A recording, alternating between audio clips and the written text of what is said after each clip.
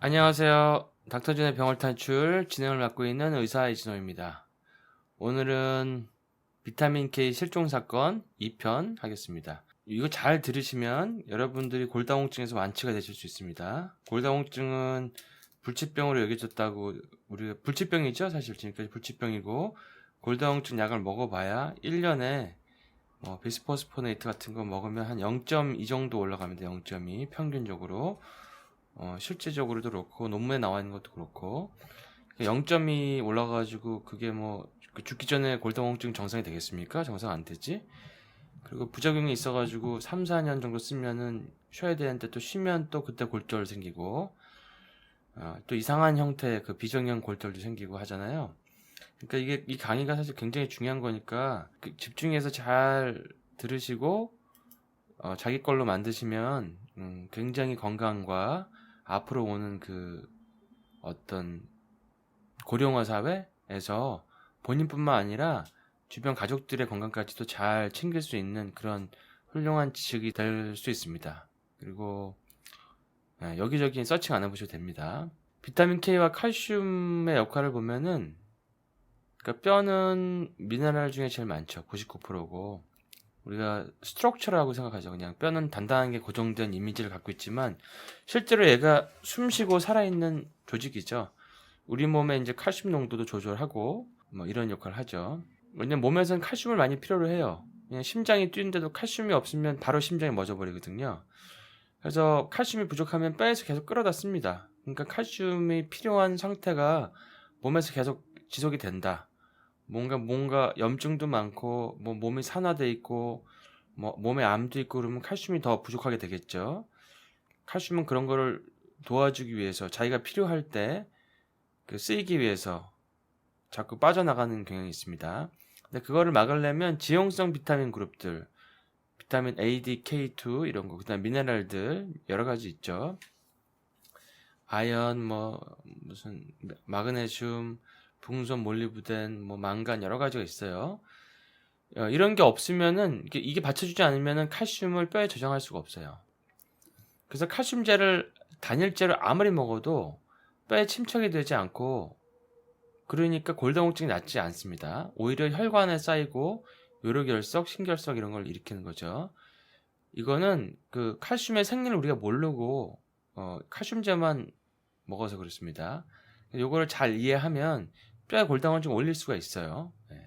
K2는 우리가 여기서 또 중요한 거는 모든 영양소는 서로 시너지를 작용한다는 거예요.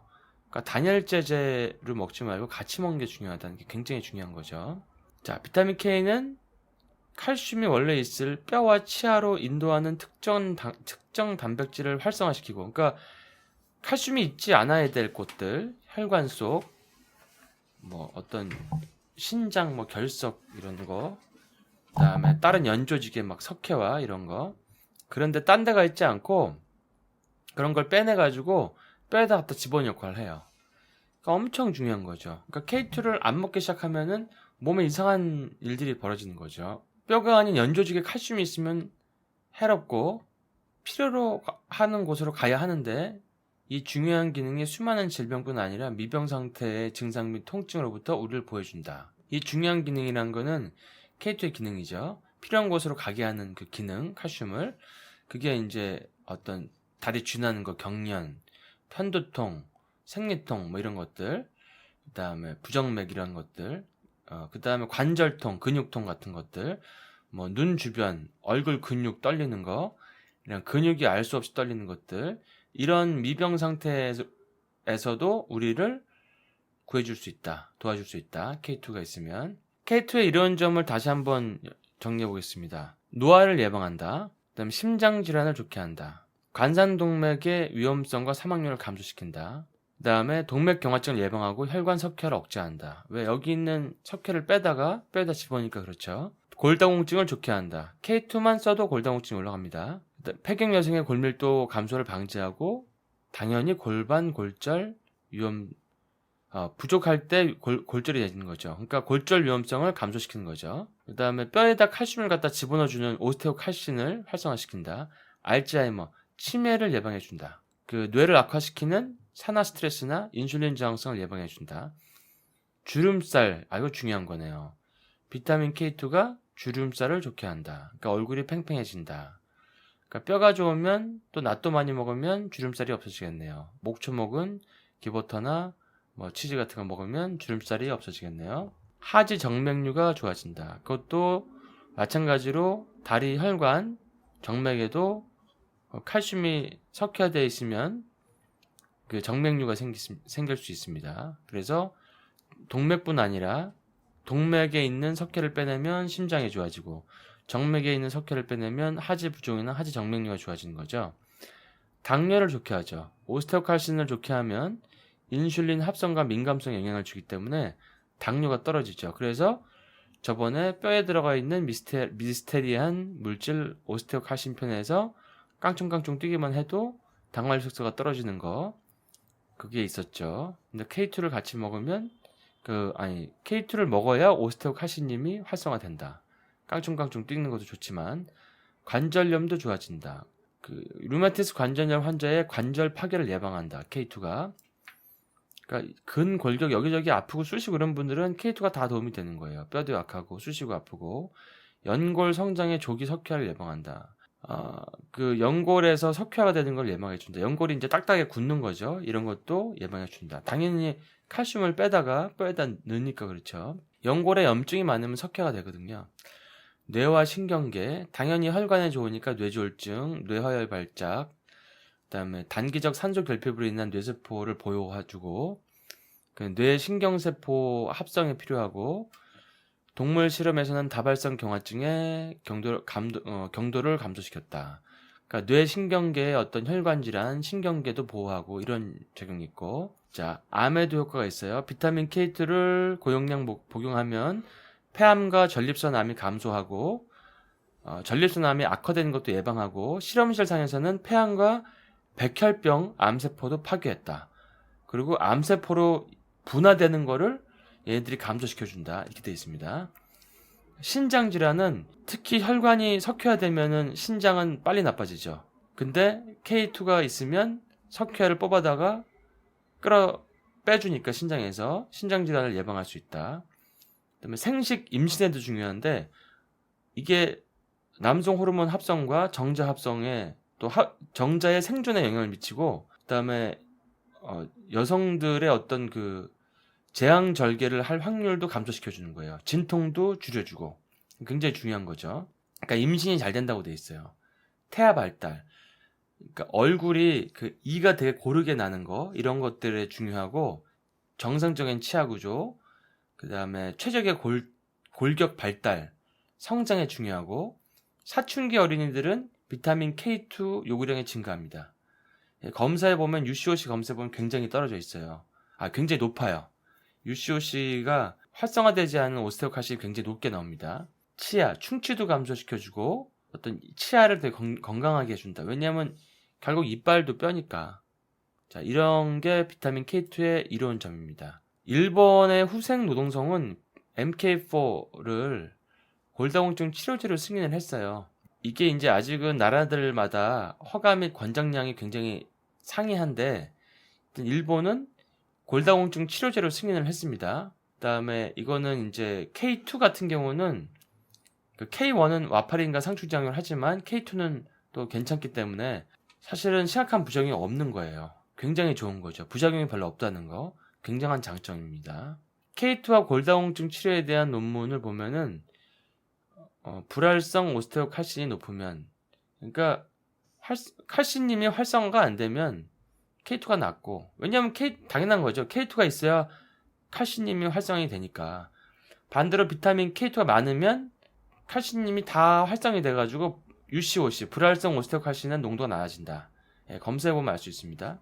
그러니까 K2를 잔뜩 드신 분이 UCOC 검사를 하면 이제 낮게 나오죠. 왜냐면 불활성 오스테오칼신이 이제 낮아지니까. 그래서 비타민 K가 폐경후 여성 골다공증 예방에 굉장히 중요한 것으로 보인다. 이게 결론이고요.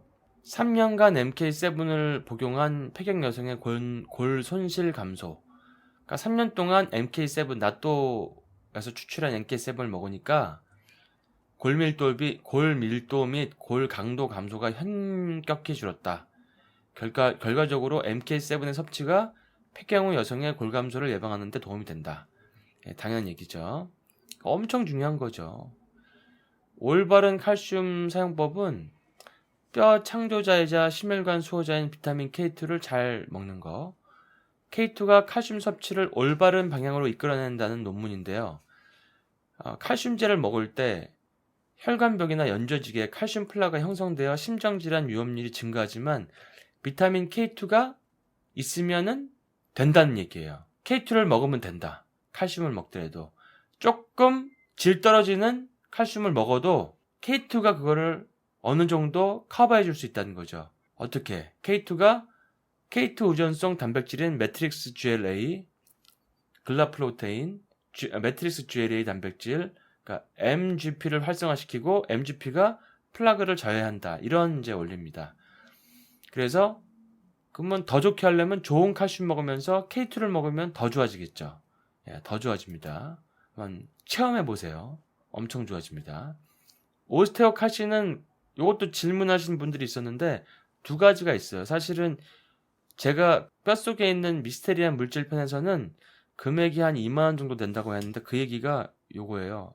급여 비용 뭐 17,220원 이건데 이건 오스테오칼슘 검사, 혈액 검사 하는 거고 사실 이제 이 오른쪽에 있는 거는 UCOC라 해서 언더 카복실레이티드 오스테오칼슘 불활성화된 오스테오칼슘을 보는 거예요.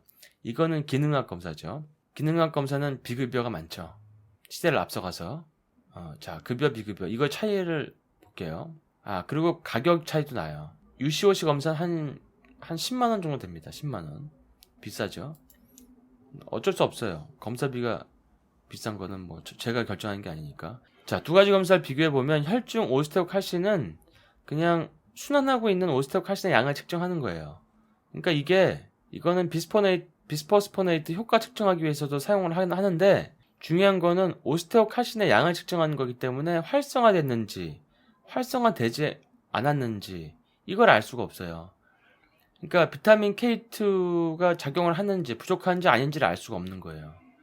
그러니까 이게 조금 약간 비타민 K2와 상관없는 에러 요소가 있으니까 진짜 알고 싶으신 분은 UCOC 검사를 해보셔야 돼요.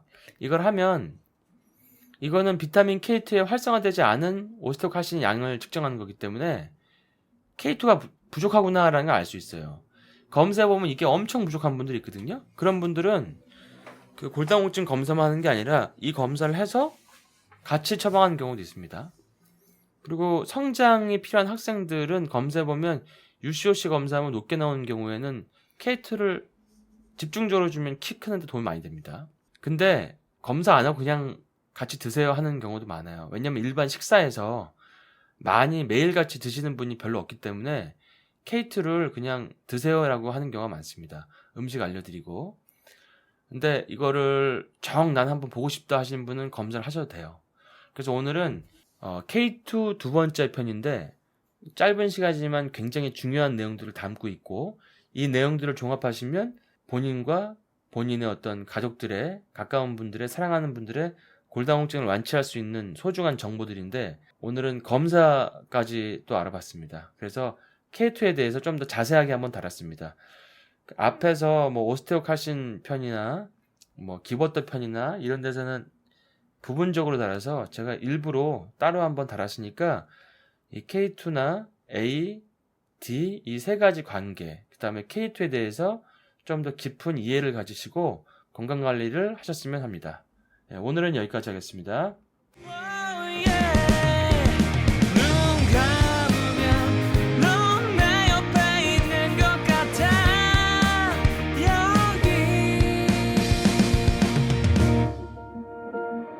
커플 티셔츠 커플 반지 세상 끝에서도 우린 연인 무작정